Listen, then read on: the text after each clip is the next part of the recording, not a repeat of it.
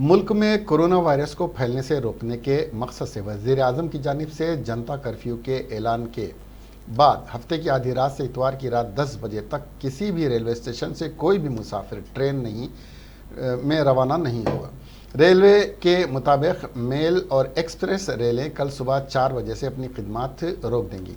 तमाम मुजाफाती ट्रेनें और खिदमात जो इतवार सुबह 7 बजे पहले ही सफ़र में होंगी, उन्हें उनकी मंजिल पर जाने की इजाज़त होगी। हुक्मनामे में तमाम डिवीज़नों से खाली ट्रेनों को फ़िलहाल मनसूख करने की हिदायत दी गई है।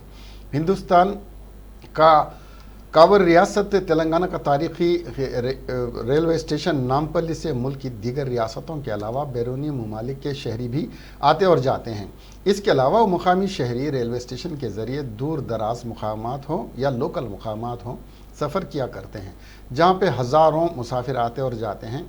आज कोरोना वायरस की वजह से सुनसान हो चुका है। दीगर रियासतों से आने वाली ट्रेनें भी खाली दिखाई दे रही हैं।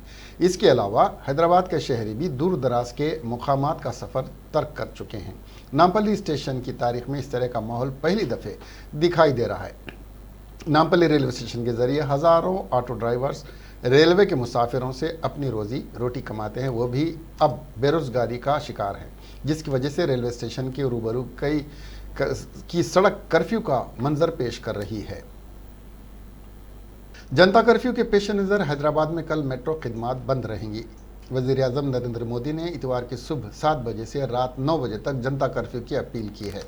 वज़ीर आज़म की अपील पर हैदराबाद मेट्रो रेल के मैनेजिंग डायरेक्टर NVS रेड्डी ने बताया कि इतवार के दिन यानी कल हैदराबाद में मेट्रो रेल नहीं चलाई जाएगी।